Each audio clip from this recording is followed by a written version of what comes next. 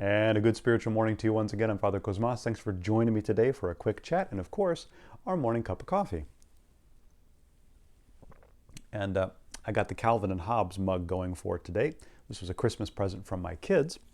And so once again, a Merry Christmas and now a Happy New Year to us all. So we're celebrating the new year. It's January 3rd.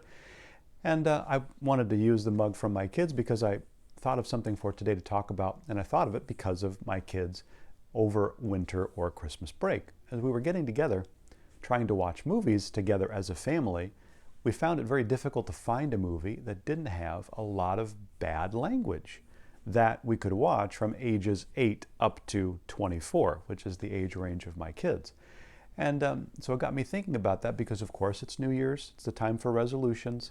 So I thought I would bother you a little bit about maybe thinking about another resolution to make.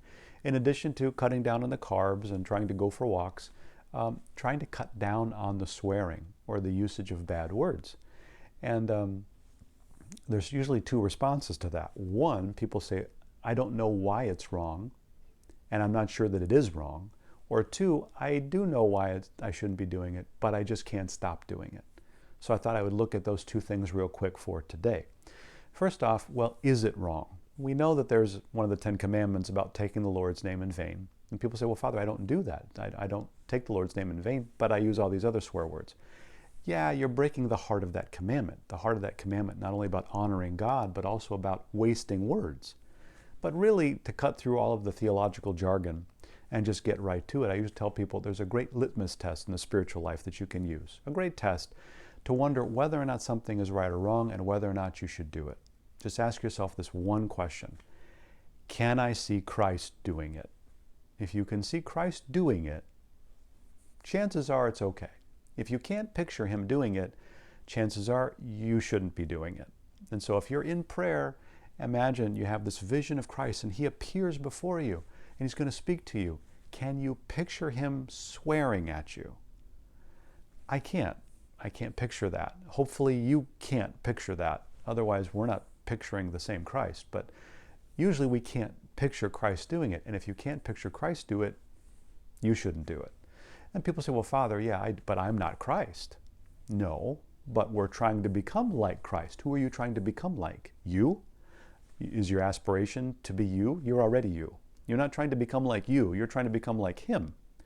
And if you can't see him doing it, guess what? You shouldn't do it. It's pretty obvious. And so we want to try to cut back on that.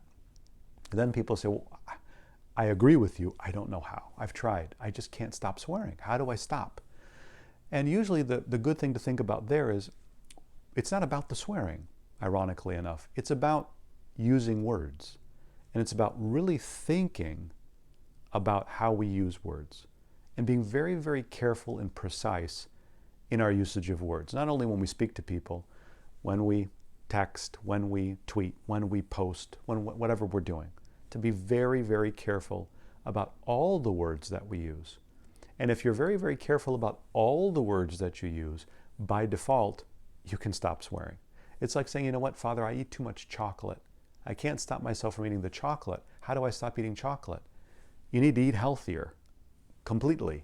Think about everything that you eat and try to eat healthier in general. Guess what? You'll stop eating chocolate. You don't just try to eliminate the chocolate.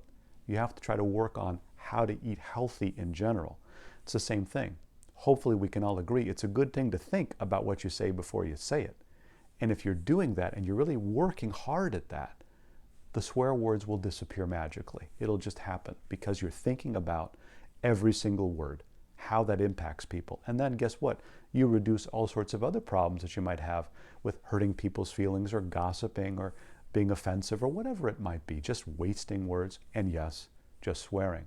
So it's something to remember, recognizing that it's something that we can work on, it's something that we want to try to fix. It's not the best way to be speaking because again, we don't see Christ doing it. And also, if we want to try to control it, we try to do that by thinking about every word that we use. And by doing that, by default, we'll stop cursing. And that's something that we can physically work on and see beautiful results in the spiritual life. And we can do that in the new year, not only in the year, but each and every day. Amen.